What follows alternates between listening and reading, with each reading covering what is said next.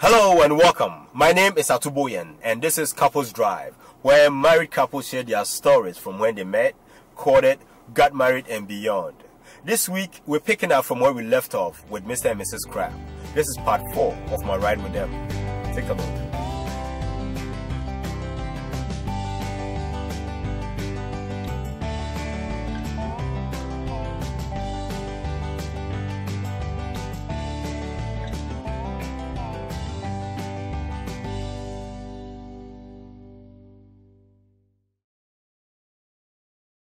So 2 weeks he came back, and when he came back, the way he was talking, it was like something changed in him.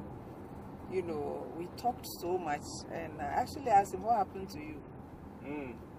What changed? And in the time she was away, I think it might be the middle weekend, it was the middle weekend,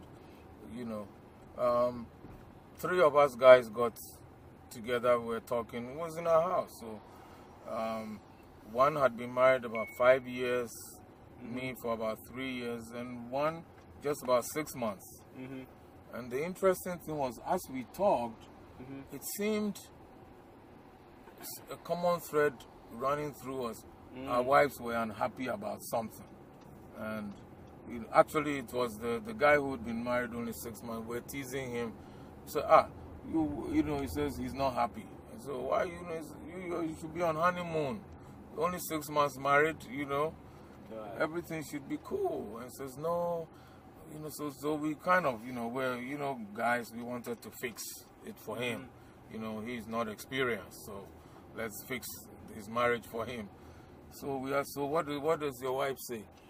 I don't know. She says this, she says, I don't love her. I said, what? How can she say that? And we knew his wife, and she brings up this and that. But after a while, the things he was talking about, for me, I said, wait, in my head, I'm saying, this sounds so familiar. So I actually said it. I said, wait, your wife is saying this? This sounds like something my wife has also said before, And then the guy who'd been married 5+ years, who is our senior, so to speak, so he must be the most experienced, right? He said, well, his wife, so we asked him, how about you? He said, well, my wife says the same thing. So to this day, I don't know which of us made the statement, but one of us said, well, wait, if all our wives are saying the same thing, then could it be that there is something that we are doing that is not right? So I kind of put that in my head, mentally. And all the week, waiting to go pick her up at the end of the following week, I was turning this over in my mind. Okay, when I go, I'm going to ask her, is there something I'm doing that you feel is not right? And, how do you think things can be different? So, we're tossing this over. I did. So the day I got there on the Friday, we had a meal, and then we went to bed. And then I asked her the question. And it was like, what, 9 o'clock? 9 p.m.? We talked till after 1, That was when I asked him, what happened to you? Because suddenly he was listening to me. I was talking, he was actually listening. And that is something you weren't used to. Before we got married, I thought he was a good listener to me. He listened so much, and then you used the phrase, you said, I'm the only one who's really understood you. Yes. So you see my frustration. Now, how is it that the only one who's understood her now he wasn't listening anymore? And then suddenly I realized that he was seriously listening and asking questions, which shows that he was thinking through what I was saying. So I asked him, what happened to you? Now, before then, what were the signs that showed you that he wasn't listening? Oh, anything I said, he brushed it off. He didn't even follow through to do whatever I asked him to do or whatever I said. It was like you can see he didn't even consider what I said. You know, he just went along with whatever he wanted to do anyway. So I knew that he wasn't listening. So that was what happened. And then I saw that, hey, what happened to you? Suddenly he's listening attentively and asking the right questions. So, you know, I was later on now having learned about marriage and resolving conflicts and all that, which actually eventually led us into studying, and we didn't plan to be counselors, but it did happen. You know, I understood how the differences in our backgrounds affected us. See, when we were courting, like I said, she meets me after work, I'm walking her to school, we're just talking by ourselves, right? You get married, one kid comes along, you're working, she's working, you know, there are all kinds of things filling your mind as well. So when you come home, your first focus, if you are not deliberate about that, is you're still in work mode. You know, and may not make time to actually spend with each other. And, you know, I realized being together in the same space is not the same as spending time together. How do you mean? You can be in the same room together and not really be spending time with each other. I can be in the same room with you and be on my laptop the whole time. Right. And you'll be talking and I'll be nodding and all that. Does that mean I really heard what you said? Yeah, in terms of the sound I did.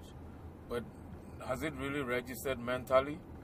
That's why she could say, she would tell me things and I would do what I wanted anyway, because I didn't even remember exactly what she wanted. I know, you know, what I do must be good, so she must go along with it.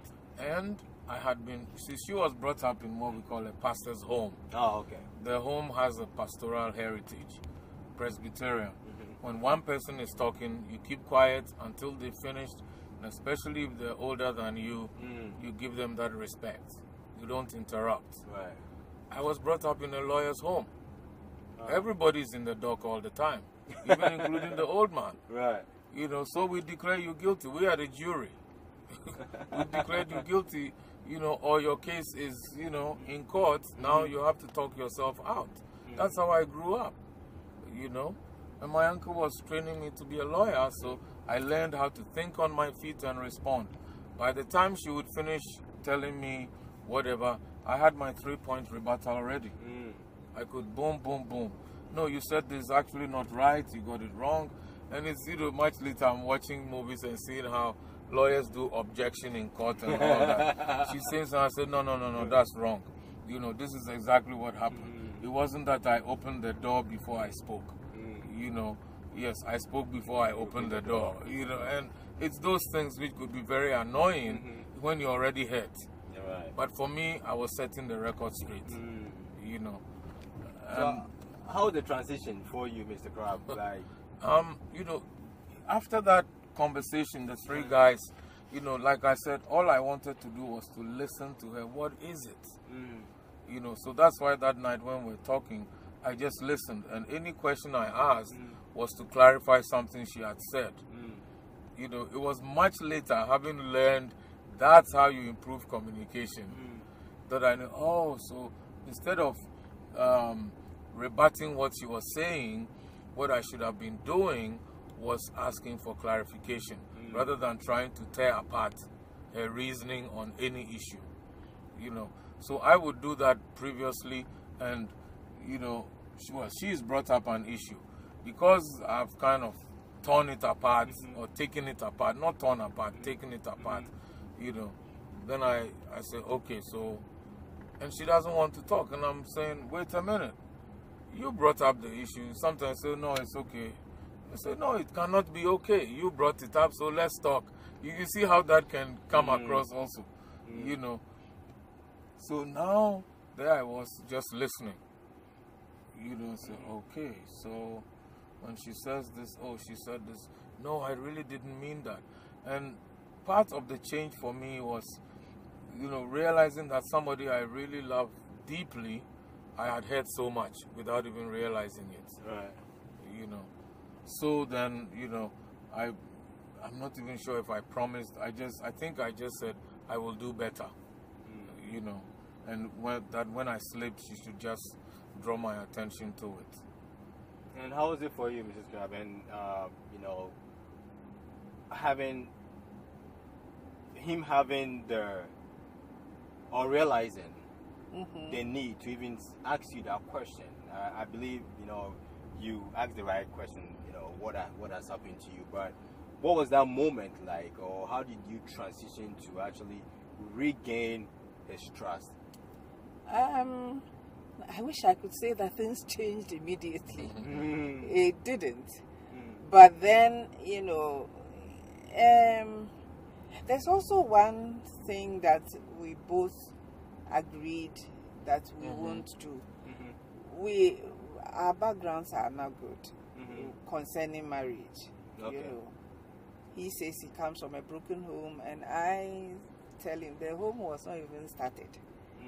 Because my parents, I didn't see my parents together, you know, and I was brought up by my mom alone. So there is something that I decided first. Long before we got married, I didn't want to marry because I thought that marriage was some prison yard for women, and I didn't have a good idea about marriage, so I didn't want to marry.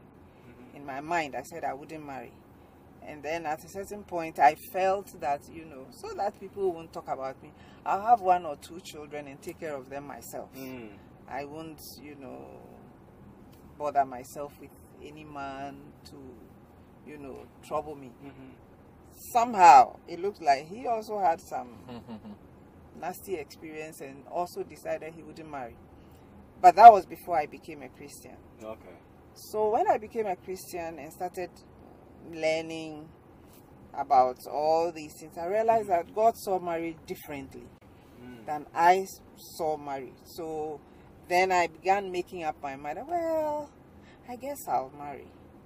But the thing is that if I marry, I am not getting out of the marriage. I will make it work. So at the back of my mind, that was there, that I'll make it work. How to make it work, I don't know. But then when he came back for me, we came back and things were still not going too well. We have a friend in our area. I mean, she's still in that area, even though we had left long ago.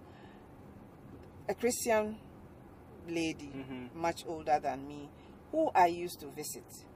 And when I go there, I tell her a few things about what is happening to me. So she started suggesting that, why don't you come to our meeting? We have a meeting.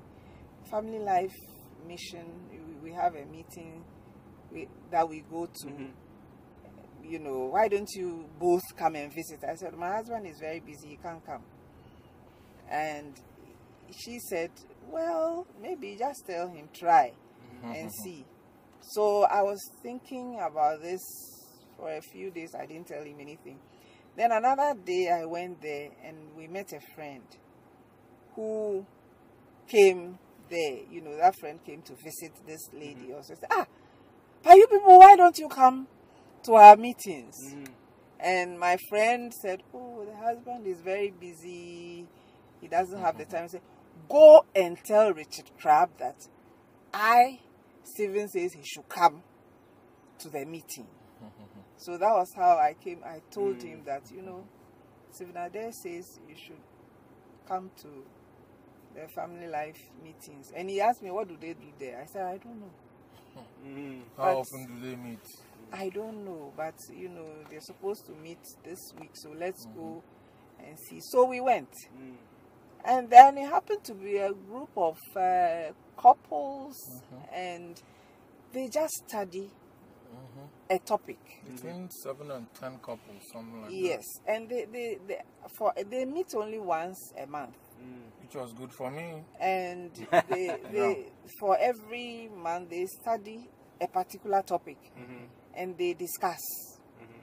So we went there that day and they were discussing, I don't even remember which topic they were discussing. But by the end of that meeting, we both realized that there is a lot we don't know at all about marriage. You know, we don't even know anything about marriage because all that was discussed, we know nothing. So we thought that, well, not a bad idea that they meet only once a month. We can try and meet with them.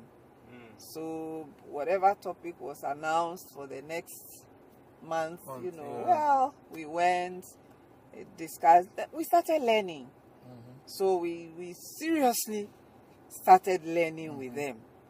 And so that we will know. That was how, you know, this whole marriage counseling thing started.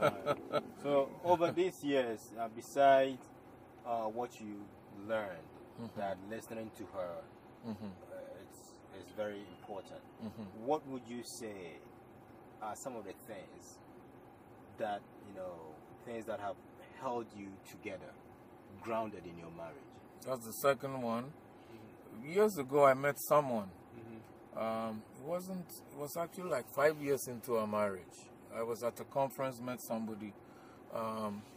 He's German, and eventually he actually took a trip to Germany with me following the conference because he found me speaking German, and then, you know, says, "Oh, you have never been to Germany, you have to go."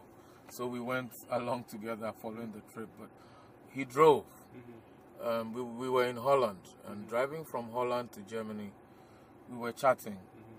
And I remember asking him, he told me how long he'd been married, like 40 years, something like that. So I asked him why, you know, what had kept him and his wife together.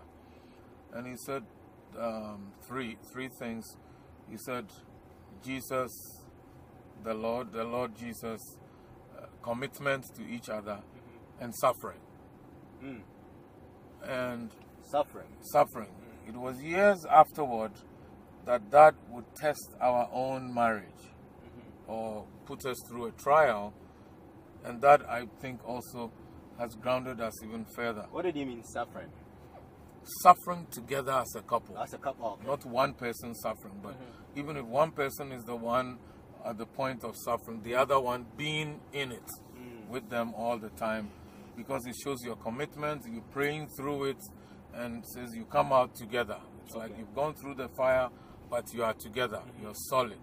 Your partner, your spouse appreciates your being with them. They see you in a different light. This person is not going to abandon me in my, you know, the time when I need, them the most. My need Jesus, commitment and suffering. So why was that? That is also the second thing that really tried our marriage, in my estimation. We were in a family accident, and we had a blowout. We were in a van with all our kids and some nephews, and the vehicle somersaulted, landed on its head. Kids were thrown out of the vehicle, and eventually, 4 months later, we lost one of the children. She was in hospital all the 4 months. Wow. We had to be going to the hospital every month for like every day, like every day until for about 3.5 months. I was there from morning till evening with Vivian. It was actually the doctors who called me aside one day and said, you know, you have to get back to work. My office was very generous, you know, and they gave me the time to be with the family and to be with this girl in the hospital. She wasn't talking, doing anything. She then? She was 11. She died at 11. She was 10 plus when it happened. But it was so difficult, you know, just having to do this. But we did it together, you know. And if she had to go to town, I would be sitting there. If I went to town, she would be sitting, you know. So that drew us really close. We prayed through it, we fasted and all that, and the girl died. It was later on we would read through one of our counseling courses about how losing a child can tear a couple apart. Now, I was driving, so Vivian could have blamed me for the accident. you know. Some of the other children had injuries, I myself, you know, all that. But, you know, having gone through that, I can't think of us not being able to work through anything. It was a very, very traumatic time, having to bury your own child and all that. But God was also gracious to us. But I think the most important thing was that we had each other. You know, there were times when she would be down, and there were times when I would be down. And just like Ecclesiastes says, we would pick each other up, you know, almost without knowing that's what we were actually doing, you know, but we would just do it. It was, okay, she's down, she feels frustrated, you know, today was a bad day in the hospital, and I might say something that might cheer her up a bit. You know, another time I would be the one feeling so down, she might say something. And in fact, the girl died when I was on my first trip outside the country. I used to travel a lot. And because of the accident, I wasn't traveling. The very first time I traveled was the time she died. So, you know, I was feeling like blaming myself. If I had been there, she wouldn't have died. And, you know, working through that psychologically also. But having her there to tell me, no, you know, everything we needed to do, we did for her, and that kind of thing. That helped. Right. She didn't blame me. I didn't blame her, you know. So those are, looking back, you know, that was a very difficult time. I mean, we've gone through the times of little money and, you know, all that, but those things pale, you know, in comparison to losing a child that you both love. You know, it's. Would you share the same thing, Mrs. Crabbe? Or would you Yep. have both? Yep. Yeah, those would. Yes. The two things that stands out. Yes. Some things like not having enough money or one of us out of a job. You know, jobs will always come. The child doesn't come back. So from this, I gather that trial moments actually brings couple, or is supposed to. You can bring them together. If you work together, it will actually solidify your relationship. You know, and that's when, having gone through that, I understood what my friend told me about suffering.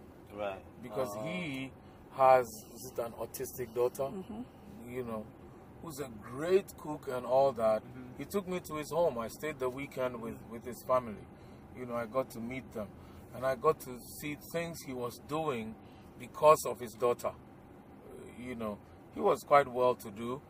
And he and his wife had built a wing for the hospital that was taking care of his daughter. You know, he had bought an inn that had been converted to, it's like, what would you call it? It was almost like a camping place, but people could come there, people who had psychological problems, needed counsel, they could come stay there. Right. You know, whilst, and he had people who worked there, whom he paid from his own pocket, you know, out of what he and his wife had gone through. Right. So, I mean, seeing all that, I said, wow, I mean, this guy with his money and all, this is how he's doing it, and, you know, making the daughter comfortable, but also being, you know, taking care of his wife, because he was the businessman. He would travel, leave his wife at home.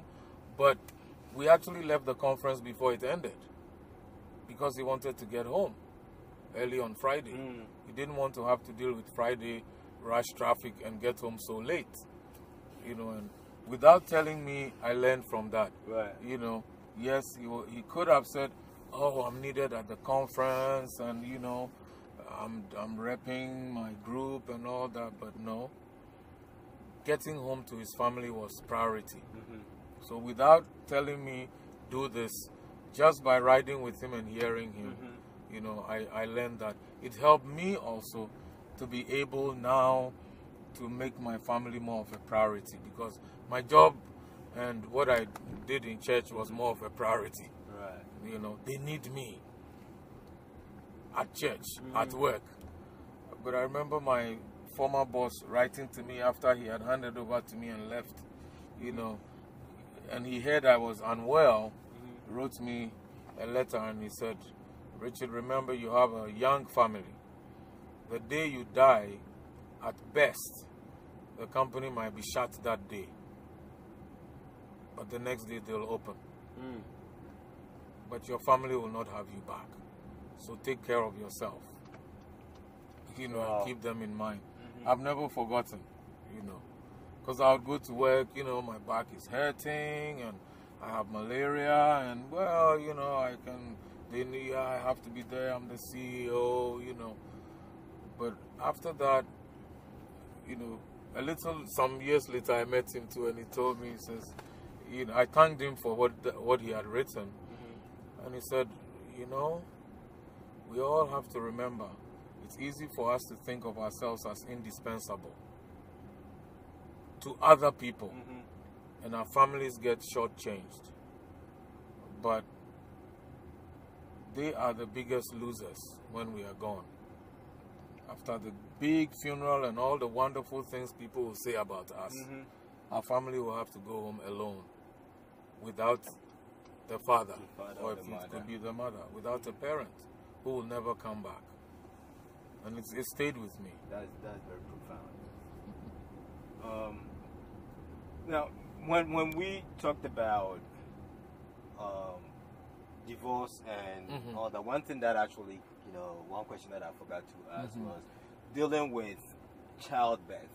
There are times that people get married, and in certain cultures, like in most African cultures, you know, having a baby or having a child is something that everybody look forward for, you know. And if you're not, or if you're unable to have a child, maybe the in-laws may jump on the neck and stuff. Like, how do you deal with that? How does one deal with that? Let me take from the man's viewpoint. Maybe I will take from the woman's viewpoint, because she's actually thinking of doing a book on those things, you know. But from the man's viewpoint, the first thing is to assure your wife that your marriage to her is because of her. It's not because you wanted her to produce babies. That could be a byproduct of your relationship, but you married her, not the babies she's going to produce. That is really, really important, because a woman wants to know she's loved for her, not for the things she can do. You know, even women also think that way. Now people understand the science of, you know, conception and childbirth much better, but people still do. It's the woman's fault. When it could be the man who needs help, you know, but still it's the woman's fault. So the man, whether he knows it himself or not, assuring the woman that, you know, I love you for you, and yes, I would love to have children, but you are number one in my life. That is really special, really special. And to stand by his wife. You know, his people will make comments, they will say things, and, you know, leave her and we'll bring you this. But he is the one who needs to ward them off and say, I married her. You know, even to his people. In fact, more so to his people. You know, because when the man keeps quiet, his people, they feel empowered to intervene. Maybe he's suffering and he can't even talk. But when he comes out to say, no, back off, leave her alone, that sends a powerful statement even to his parents. And he can say it respectfully and not, you know, in a way that tells them you insulted us because of that woman, you know. And, you know, from the woman's, you know, what the woman can do, you know, everybody gets married and, well, at least most women get married and want to have a child. So, but the thing is first to relax. Don't be so anxious. You're married a month or two, you are not pregnant, you are so worked up. Relax, you know. But if, let's say, 2 years have passed and still nothing is coming, just, you know, the first thing is to get a checkup. Go to see a doctor, you know. You can even see 2 or 3 doctors just for a second and third opinion to be sure about what is happening. And if, in most cases, they even tell you there's nothing wrong, you know. And if there's anything wrong, they will work on it. But in a lot of cases, they say there's nothing wrong. You guys can have a child. If that is that for the woman, they check the woman. The man also has to, you have to convince your husband that he also will get checked. And sometimes it can be a problem. Sometimes the guys don't want to do anything. They think that's important. It's part of telling your wife that you love her and you value the relationship. They think that the problem is not with them, it's with the woman. So she should get it solved. It's for you to gently convince him that you also need to do something, so we are sure. If there's nothing wrong with both of us, then we can trust God. We can pray as Christians and believe that God will give us the child in His own time. And if it is so that there are some people that doctors actually can tell you that you may not be able to have children by yourself. You know, it's up to us, the couple, to decide whether we want to adopt or whether we still want to trust God for a little more time. I know a couple who trusted God, and it was 14 years before they had the babies, but they trusted God. And it's not easy. But if you can do that, fine. Because they were trusting God, and we thought of even suggesting for them to adopt or something like that. And then the husband said that at a particular time, a certain year, he said that if at the end of this year nothing happens, then we will start adoption babies. Before that year ended, she got pregnant with, and they have had twins. So it depends. God knows how He works out these things. For some people, eventually they might have to adopt. Anybody can be a parent if you want to.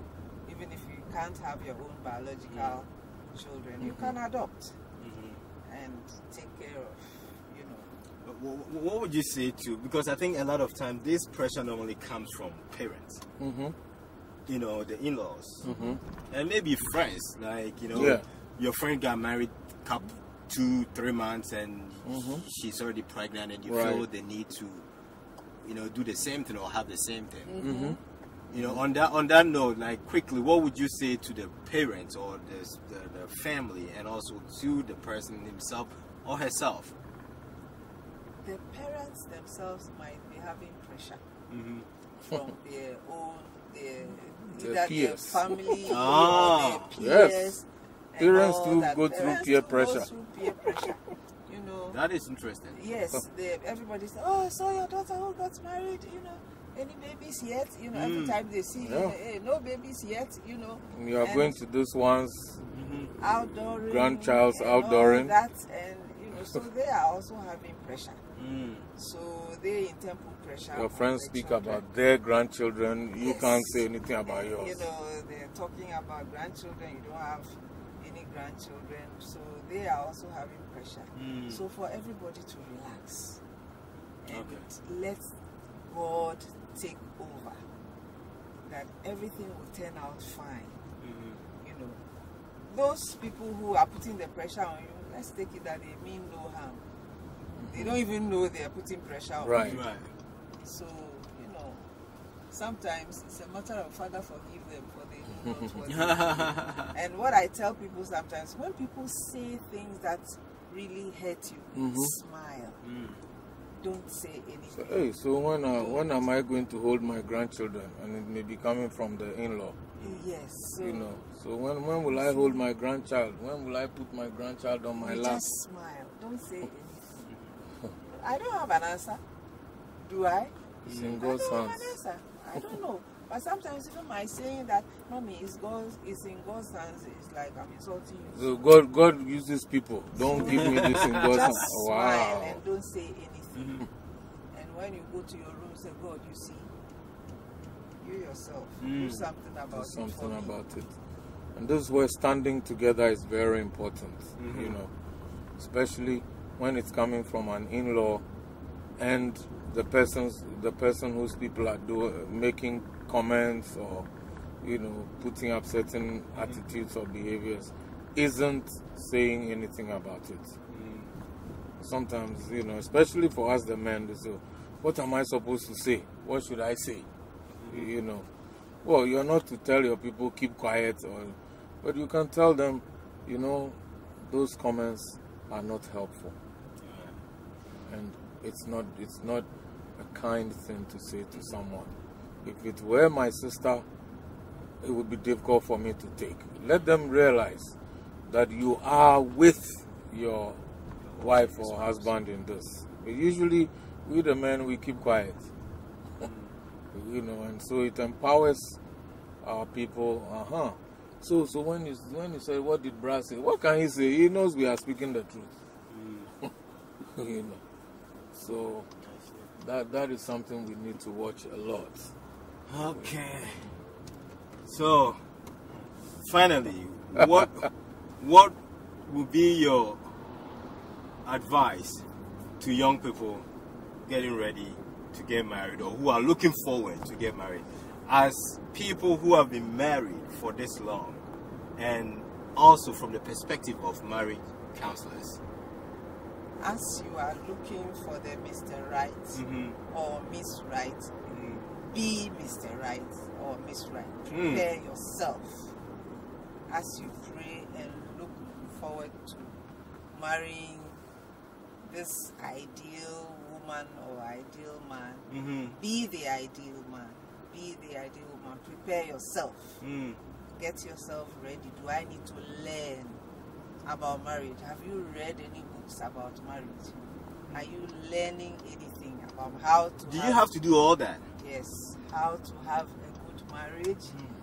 What are the things you have to do? Learn about marriage. Read. There are so many good books out there on marriage. Read them and learn. Learn from couples who are doing it successfully. Okay. You may not even know they're doing it successfully, but learn from them. Ask them questions. So, how, you know, what has kept you together? Talk to them. You know, it might force them to be honest. You know, and you might learn a few things to guide you when you get married, not to make those mistakes or say, wow, I don't want to be married like that. You know, things. So learning from others is also very important. But learn from the right people. Don't learn from people who say, men are like this, women are like that. You know, beware of those people. You know, people who might project their own disappointments onto you. You know, hey, marriage is like lottery. No, beware of such people. You know, but also be prepared to learn. Vivian talked about learning, and the learning is not only before. The learning continues in the marriage. Before, during, all the way through. All the way through. You know, we change. Circumstances change. People change. And we have to adapt to all those changes. Just like we also will be changing and they have to adapt to us. You know. And, you know, another thing we also say is that just make up your minds you are going to enjoy your marriage. We still haven't found anybody who married to be miserable or to make the spouse miserable. But somehow people succeed in doing so. Some of them even deliberately, you know. But that was not their intention for getting married. Right. So we say, make it your aim.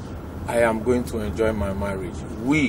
You start with yourself and make sure your spouse is on the same page with you before you do that. And work at it. You know, find out the things you can do to grow your love. A friend of ours wrote a book, Courtship Within Marriage. Courtship in Marriage. And says many people stop courting after they've got married. Think it's over. But we realize for ourselves that's the time when we need to make an even stronger statement that I'm all yours, you're all mine. We're in this together and we're going to enjoy together. If we suffer, then we will suffer together.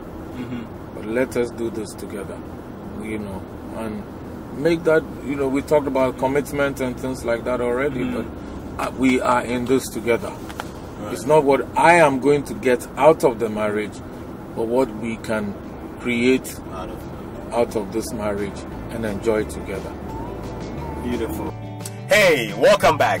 That was the final part of my ride with Mr. and Mrs. Crabbe. I hope you learned a lot from them and can use that for your own marriage and your own relationship. Please make sure you subscribe to our videos on YouTube and also follow us on Instagram and Facebook so that you'll be notified once new videos are posted. I'll see you next time with another couple. Until then, let's keep love alive. Bye.